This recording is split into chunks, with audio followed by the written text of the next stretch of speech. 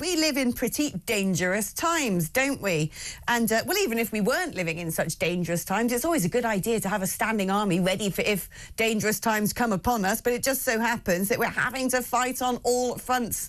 We've got war in Ukraine, an emergingly chaotic situation over in Syria. The Middle East is totally unstable.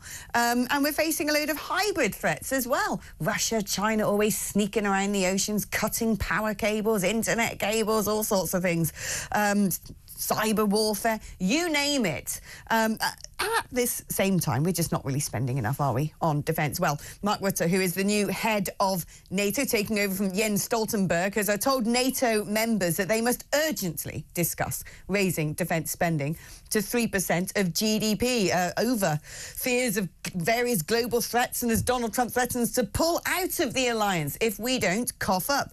I don't think he will, but he'd had every right to tell us we need to start paying our own way a little bit more. Let's speak now to Dr. Chris Parry, CBE, former NATO commander. Chris, great to have you back on the programme. I don't need to ask what your opinion is on this. I'm sure that you totally agree that 3% is needed, if not more. Alex, I'm afraid this is just sloganeering. It's not about how much you spend on defence, it's how much you spend well. Until I see a strategic concept or any sort of strategy for the free world to actually combat all these threats, talking about money is almost irrelevant. It could be 3%, it could be 5%, but nobody really knows. Right now, what I want to see NATO and indeed our own country doing is saying, look, what effect do we want to have on the political situation and geopolitical situation in the world? And let's just work out how much it's going to cost. And then we'll make a calculation between how much it's going to cost and how much we can afford. That's how you really should do it. You shouldn't just say, look, I want to spend 100,000 on a car, for example. You'll end up with a Rolls Royce that actually isn't good for most of what you want to use it for.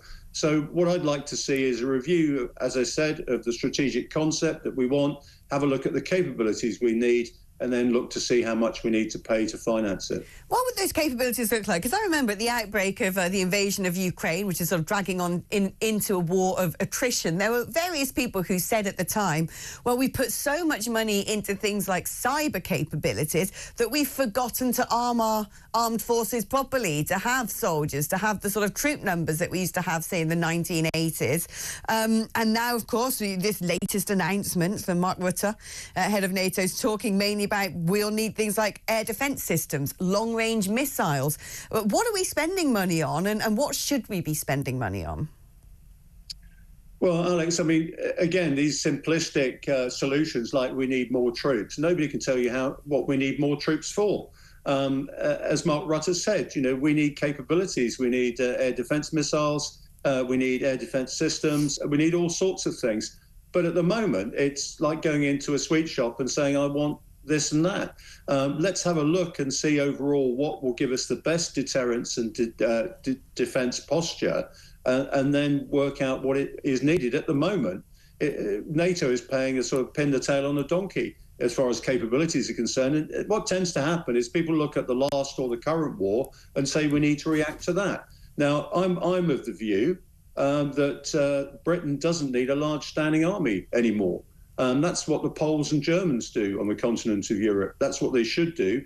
We need to have weapons, systems, and other systems that are able to inflict real damage on our potential opponents. Right now, if you ask the Americans what they value in terms of what the Brits can offer, they like our special forces, they like our nuclear submarines, and they like what is known as our expeditionary capability, our ability to have high-impact, low-footprint forces that can really strike anywhere around the continent of Europe. And that puts the emphasis very much on air, missile, and naval forces. And we need, as I said, high-impact infantry that can actually go somewhere, do something. Right now, tanks very vulnerable to drones. So you don't need huge tank armies unless you're actually on the continent, like Poland and Germany. We just need to get back to basics and say, what do we need for our armed forces in the future. Don't repair what we've done in the past. Do you know, this is another thing where I think that we should be seizing this as an opportunity to boost the economy. I was saying in a previous segment, we were talking about climate change and talking about all the various technologies that we should develop and harness in order to make a good amount of money and lead the world in these sort of sectors. And surely it should be the same with weaponry. Britain has incredible capabilities when it comes to the defence sector. Surely if we turn around and go, let's increase that spending, let's back innovation in the defence sector, we'd also be creating hundreds and hundreds of jobs. Yeah, there's also another aspect to this as well, Alex. You know, a lot of companies talk about, you know, the environmental and social responsibility investing. Well, if you're investing in weapons and things that defend the free world, that should be part of your ESG portfolio. But somehow, you know, a lot of big companies sort of turn their nose up at investing in defence and other security capabilities. They shouldn't. You know, it is part of a responsible society that it deters threats to itself and its interests and can defend against the bad guys. And there are a lot of bad guys out there at the moment. There are plenty of bad guys out there at the moment, indeed. Now, talk to me about the Chinese spy with close links to Prince Andrew. How under threat are we from China when it comes to the sort of influence game, the guanxi that they operate in the United Kingdom? Well, Alex, you know the answer to that question. We're under severe threat. And we're under threat, you know, because they have a lot of people and a lot of investment in influencing what's going on in the West. There's a notorious club called the 48 Group Club. It was run by the Chinese embassy, and it just recruited lots of what you and I would call VIPs and prominent people. And it used to advertise on its website. I mean, people like Lord Prescott and Lord Heseltine were part of it. And so they're deep inside our society. They're deep inside our governmental institutions. And I'm afraid we've been extremely complacent and lax.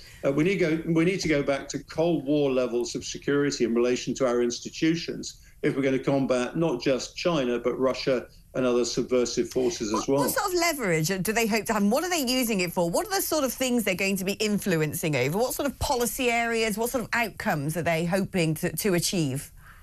Well, they basically want everybody to be nice to China, the Chinese Communist Party, and what China's trying to achieve. And when you hear that China under Xi Jinping wants to rule everything under heaven by 2049, I think it's 2035, not 2049. They also want to rule everything in the heavens by 2049. It is basically a manifesto for world domination, and they're saying it plain. As I've said to you before, Alex, you know, what dictators tend to do is they broadcast what they're going to do.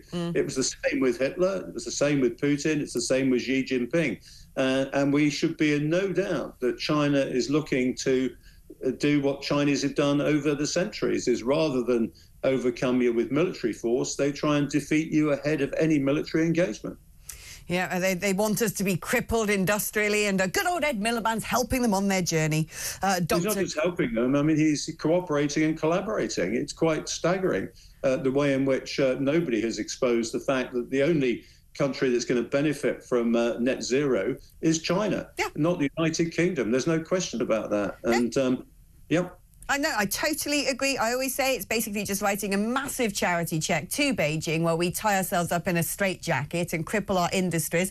And at the same time, it doesn't move the needle at all when it comes to emissions. Dr. Chris Parry, CBE, former NATO commander. What an excellent man. Thank you very much.